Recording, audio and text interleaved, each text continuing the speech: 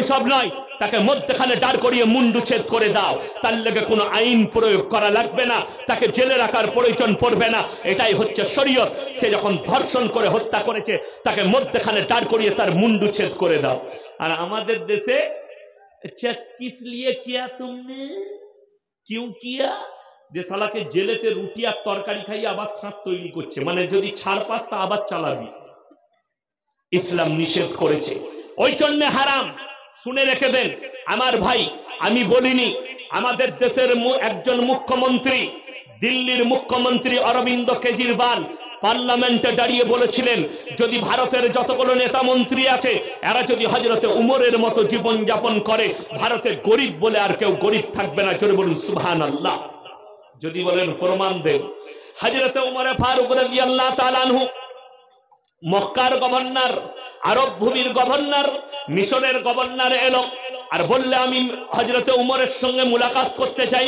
যখন দেখা হলো উমরকে বলছে, ও গো উমর, আমি তোমার কাছ থেকে জানতে চাই, তোমার এত নাম ডাক পৃথিবীর বুকে, তুমি কেমন গভর্নর, কেমন রাজা, কিভাবে দেশ চালাও? বললে আমার যদি তুমি জানতে চাও তাহলে আমার বাড়িতে একবেলা দাওয়াত খেতে হবে, দাওয়াত কবুল করো। তুমি যদি জানতে চাও আমি কিভাবে দেশ চালাই, আমার বাড়িতে দাওয়াত খাও। বলে কবুল। জোহরের পরে বেটা আব্দুল্লাহকে বললে দস্তরখান লাগাও, খানা নিয়ে এসো। একটা প্লেটে জবের রুটি আর একটা কটোরাই নিয়ে এলো জৈতুনের তেল, আর কিছু নাই তার বাড়িতে খাবার। মিশরের গভর্নর থেকে চোখ কপালে উঠে গেল। হে আরবের গভর্নর, তুমি এত বড় রাজা, এই আরবের গভর্নর, হে উমর, তোমার দস্তরখানে এমন খাবার। বললে কেন হে মিশরের গভর্নর, তুমি কি খাও? বলে আমার দস্তরখানে আকরন, মুনাক্কা, কাজু, কিশমিশ, পেস্তা, বাদাম, দুম্বার মাংস, উটের মাংস থাকে, জবের রুটি থাকে, তোমার দস্তরখানে এমন খাবার। হযরতে উমর বললেন, হে মিশরের গভর্নর, তুমি যে খাবারটা খাও তোমার প্রজারাও কি ওই খাবারটাই খায়? বললে আমি খোঁজ রাখি না। উমর বললেন, ফজরের নামাজের পরে আমি আমার প্রজাদিকে গোটা শহরের খোঁজ নিতে পাঠাই, কার বাড়িতে আজকে কি খাবার আছে। আমার বেশিরভাগ প্রজার বাড়িতে জাইতুনের তেল আর রুটি, তাই আমার প্রজারা জাইতুনের তেল আর রুটি খাবে। আমি উমর তাদের গভর্নর, আমি যদি ভালো মন্দ খাই আল্লাহকে কেমন করে জবাবদিহি করব? জোরে বলুন সুবহানাল্লাহ। এ হচ্ছে রাজা। আর আমাদের দেশে রাগ করবেন না বাবা, সরকার বলছে গরিব মানুষকে 1,30,000 করে ঘর দিচ্ছি, 5 পগটে।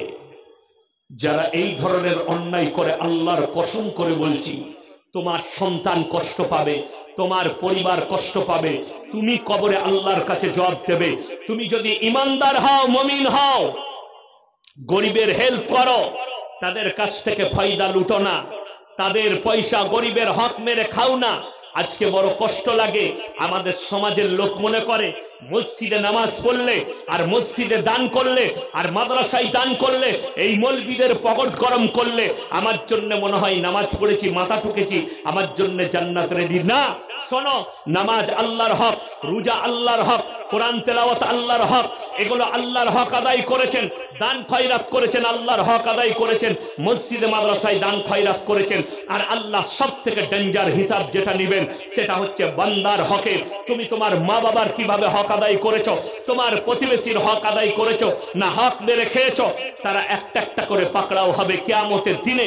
আমার ভাই যারা ভাবছেন আল্লাহর কাছে কিয়ামতের দিনে আমি পার পেয়ে যাব, কে আমার জন্য সাক্ষী দেবে? তো শোনো, সব থেকে বড় সাক্ষী দিবে তোমার কাছের আত্মীয়। কার আত্মীয় বললাম? কোথাকার? কাছের আত্মীয়। সব থেকে আপন আত্মীয়কে, পানি আছে স্টেজে? পানি নেই, পানি নিয়ে আসুন তো। সব থেকে কাছের আত্মীয় আমাদের কাছে কে জানেন? বুঝিয়ে দিই, শুনেলে অল্প আছে, দেন বিসমিল্লাহ। আলহামদুলিল্লাহ, সব থেকে কাছের আত্মীয় কিয়ামতের দিন আল্লাহ নামাজি দিকে দাঁড় করাবেন। এই যারা 2 নম্বরই নামাজ পড়েন তারা ভালো করে শুনেন।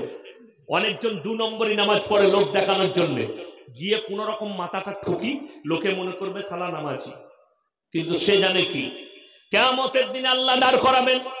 তোমরা কেমন নামাজি ছিলে? আল্লাহ আমরা 5 কাতারে নামাজি ছিলাম। ডান দিকের ফেরেশতা বলবে আল্লাহ 5 কাতারে নামাজ পড়েছে, বার করে এদের আমলনামাটা। বাঁ দিকের ফেরেশতা বলবে নামাজ পড়লে হবে কি? লুকিয়ে লুকিয়ে লটারির টিকিট কেটেছে। লটারি বালা মাল গাদা আছে আমাদের দেশে, নামাজও পড়ে লটারির টিকিটও কাটে। বড় কষ্ট লাগে। যদি বলেন আমার দেশে নাই, আপনি বর্ধমানে আসুন, খুঁজে বার করে দেবো এমন মাল। 5 কাতারে নামাজ পড়ছে, দেখে আউলিয়া মনে হবে, মুখে দাড়ি, আর মিষ্টির দোকানে লুকিয়ে দুঘর কচুরে গুঁজে দিচ্ছে, কেউ দেখতে পায়নি, আল্লাহ দেখতে পায়নি। বোকা 5 কাতারে নামাজ পড়েছে, লটারির টিকিট কেটেছে। আবার ডান দিকের ফেরেশতা বলবে আল্লাহ রমজানের 30টা রোজা রেখেছে, বড় দান ধ্যান করেছে। বাঁ দিকের ফেরেশতা বলবে চুপ করো, রোজা রাখলে হবে কি? দান করলে হবে কি? লোকের মেরে লোককে দান করেছে। আবার ডান দিকের ফেরেশতা বলবে আল্লাহ বড় উপকারী ছিল। বাঁ দিকের ফেরেশতা বলবে ওপরে উপকার করেছে, তলাতে গুঁজা মেরেছে। গুঁজাটা বলে দিই, আমার পঞ্চায়েতের প্রধান ধরে এলেন আমার চাষতো ভাই, উদাহরণ দিচ্ছি কিন্তু নয়, উদাহরণ। আমি গেলাম, ভাই আমি মৌলবি সাহেব গরিব মানুষ, একটা আমাকে ঘর দিবি না? সরকার ঘর দিচ্ছে। হ্যাঁ, এই ইয়াসিন ভাইয়ের নামটা লেখো তো। আমার নামটা লিখে নিলে, যেমনি আমি পঞ্চায়েত থেকে বেরিয়ে খুশিতে চলে এলাম, আমার ভাই আমাকে ঘর দিবে, পঞ্চায়েত থেকে ঘর পাবো একটা, ভালোই হবে। যেমনি বাড়ি এলো, সঙ্গে সঙ্গে বলছে শালার নামটা এখনই কেটে দিলে। আমি বেরিয়েছি, নাম কেটে গেল, আমি আর জানি না। আমি তো ঘরে এসে বউকে বললাম চিন্তা নাই, ভাই বলেছে একটা ঘর পেয়ে যাবো, আমার নামটা লিখে দিয়েছে, সব জমা পড়ে গেল, কিন্তু নাম তো কেটে দিয়েছে ও। 3 মাস পরে যখন সবারই বাড়ি এসছে, আমারটা নাই। আমি বললাম ভাই কি গোলমাল হলো? কি জানি শালারা কি গোলমাল করেছে, কিন্তু গোলমালটা উই করেছে। বুঝতে পেরেছেন এটার নাম কি? ওপরে বলছে আমি উপকার করি, তলাতে গুঁজা মারছে। এরপরে বলবে আল্লাহ বলবে শুনিয়ে দাও তোমরা কি বলছো বলো।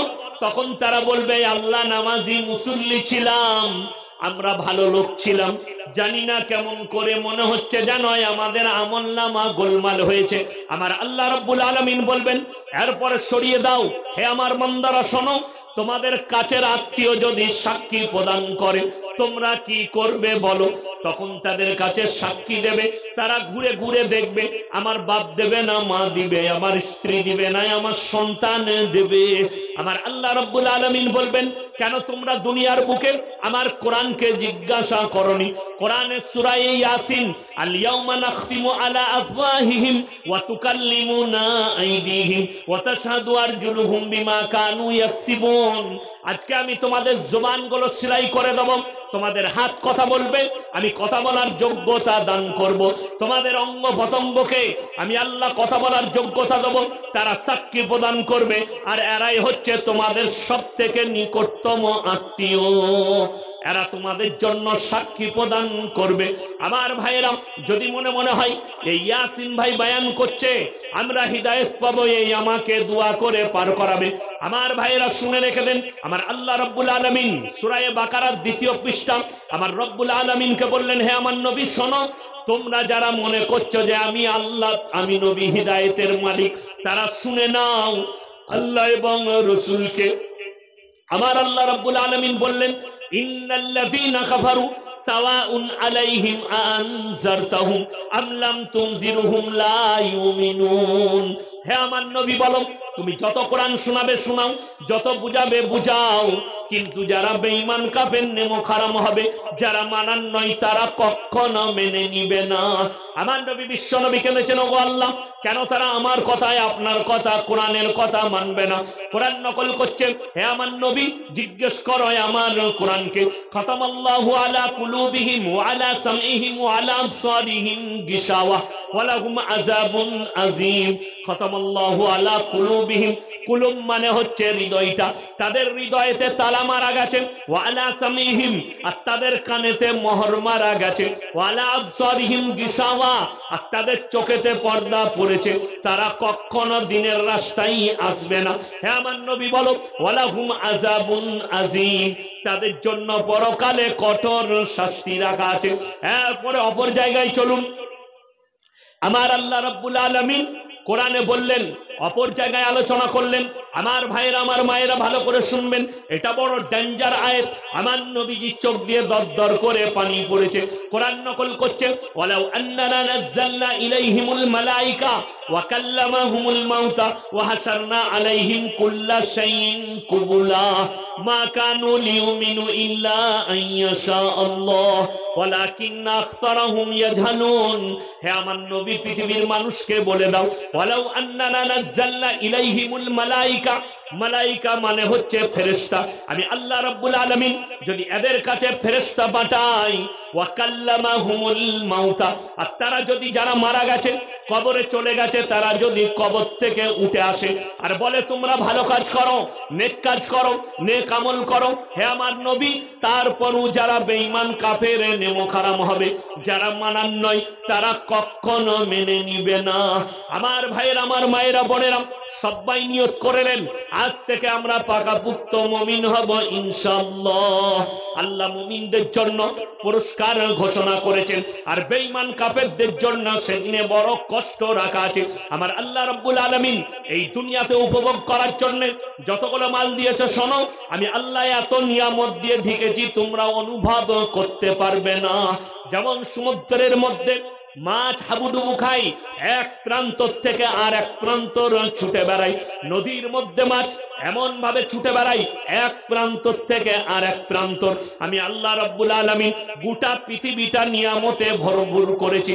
আমার আল্লাহ রাব্বুল আলামিন নিয়ামত সম্পর্কে বর্ণনা করতে গিয়ে আলোচনা করলেন, আলাম নাজআলিল আরদা মিহাদা ওয়াল জিবালা আওতাদা খালাকনাকুম আজওয়াজা ওয়া জাআলনা নাওমাকুম সুবাতা ওয়া জাআলনাল লাইলা লিবাসা ওয়া জাআলনান নাহারা মাশা ওয়া বানাইনা ফাওকাকুম সাবান শিদাদা ওয়া জাআলনা সিরাজাও ওয়া হাজা ওয়া আনজালনা মিনাল মুসিরাতি মান সাজ্জাজা লিনুখরিজা বিহি হাব্বান ওয়া নাবাতা ওয়া জান্নাতিন আলফাফা। আলাম নাজআলিল আরদা মিহাদা, আমি আল্লাহ কি জমিনকে করিনি তোমাদের জন্য বিছানা, পানির মতো পাতলা করিনি, পাথরের মতো শক্ত করিনি। বিল্ডিং বাংলো বানাবে, ধরে রেখে দেবে, মানুষ পুতলে মাটি করে দেব, লোহা পুতলে মাটি করে দেব, কিন্তু যখন আমার বান্দা বীজ রোপণ করে, একটা পুতলে আমি জমিনকে বলেছি 1000টা ফেরত দেবে। জোরে বলুন সুবহানাল্লাহ।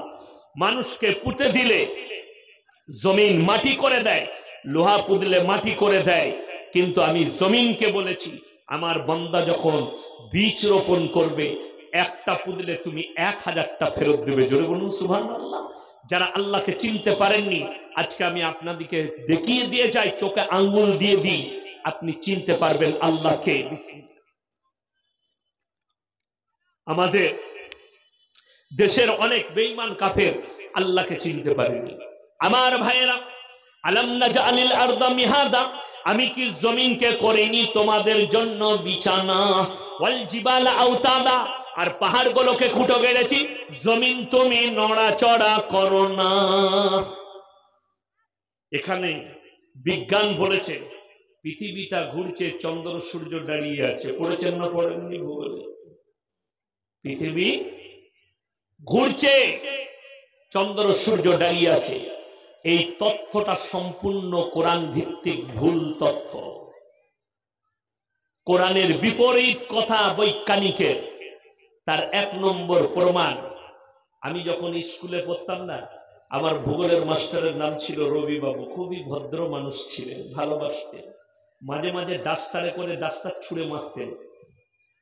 আর আমি আমার পড়ার জীবনে স্কুল লাইফ, মাদ্রাসা লাইফ ডেঞ্জার ছিলাম, খুবই ডেঞ্জার। তো আমার মাস্টার বুঝাচ্ছেন একবার সেই গোল ফুটবলটা এনে, বিজ্ঞান শুনেলেন, যারা বিজ্ঞানের স্টুডেন্ট আছে, যারা মাস্টার আছেন, বিজ্ঞান হচ্ছে আপেক্ষিক। বিজ্ঞান কি বললাম? আপেক্ষিক। এক্ষুনি যেটা বলছে কালকে পাল্টিয়ে যেতে পারে।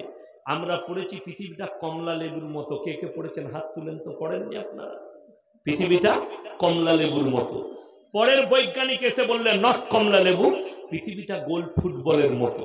এখনকার কিছু বৈজ্ঞানিক বলছে নট গোল ফুটবল, পৃথিবীটা ডিম্বাকৃতি। তোদের থিওরিতে আসবে না।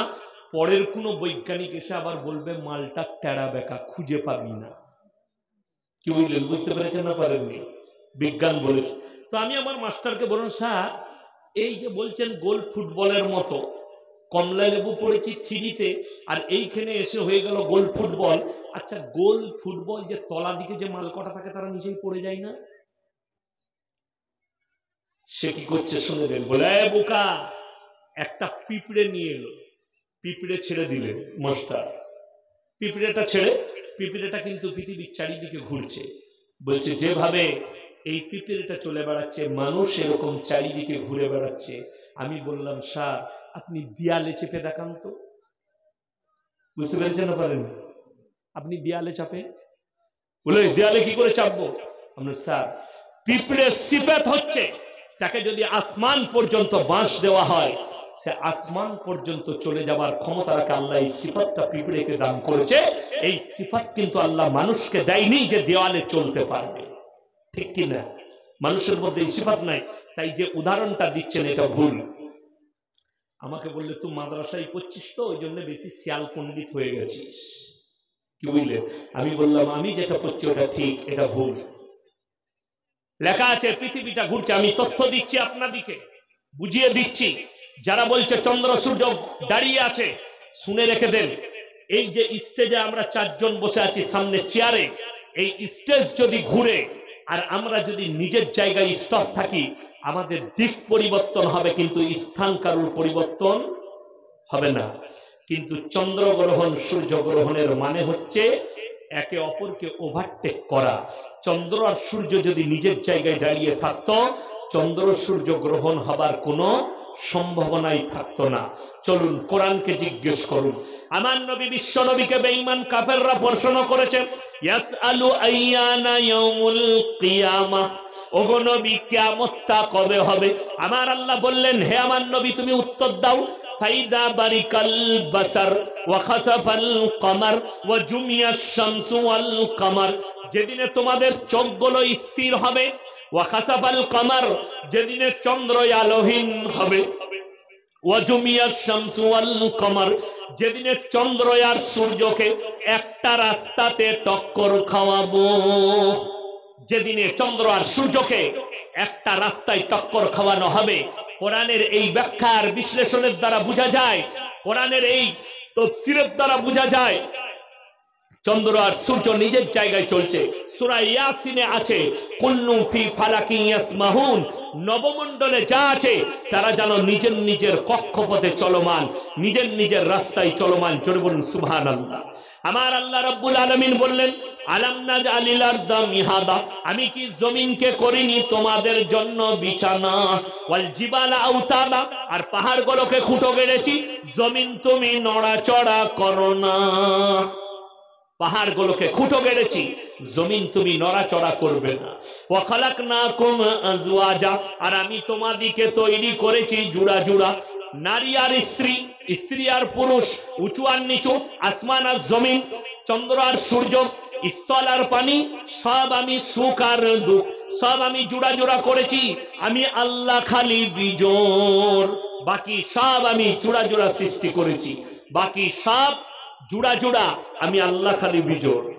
ওয়া খালাকনাকুম আজওয়াজা ওয়া জাআলনা নাওমাকুম সুবাতা, আর নিদ্রাকে করেছি তোমাদের উপরে তোমাদের উপকারের জন্য উপকরণ। আমার ভাইয়েরা, আমার মায়েরা, বোনেরা, নিদ্রা কারুর নিয়ামত নয়, আমার আল্লাহ দেয়া নিয়ামত। যে ভাইদের ঘুম হয় না ডাক্তারের কাছে ওষুধ খাও, ঘুমের ট্যাবলেট, ডাক্তারকে জিজ্ঞেস করুন সেটা ঘুমের ট্যাবলেট না ঘোরের ট্যাবলেট, সেটা ঘোরের ট্যাবলেট।